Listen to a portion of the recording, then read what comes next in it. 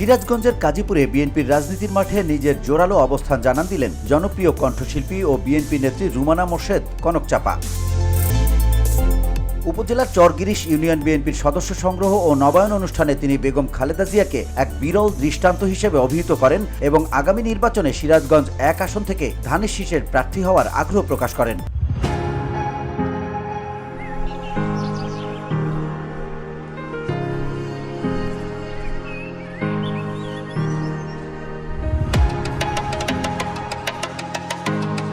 কনকচাপা তার ভাষণে বলেন, আমি শুধু একজন শিল্পী নই, একজন দায়বদ্ধ মানুষ হিসেবে এই এলাকার মানুষের সুখ দুঃখে পাশে থাকতে চাই। নিজের পারিবারিক যোগসূত্রের কথা উল্লেখ করে তিনি নিজেকে গাজীপুরের সন্তান হিসেবে তুলে ধরেন। বলেন, তৃণমূল কর্মীদের ঐক্যবদ্ধ আন্দোলনই গণতন্ত্র পুনরুদ্ধার এবং খালেদা জিয়ার মুক্তির পথ সুগম করেছে। জনগণের ভালোবাসাকেই তিনি তার রাজনীতির মূল প্রেরণা হিসেবে উল্লেখ করেন। ২০১৪ সালে বিএনপিতে যোগ দেয়া এই কণ্ঠশিল্পী জানান, তিনি বিগত সরকারের আমলে রাজনৈতিক প্রতিহিংসার শিকার হয়েছেন। অনুষ্ঠানে উপস্থিত ছিলেন স্থানীয় শিক্ষার্থী, কৃষক ও সাধারণ মানুষ।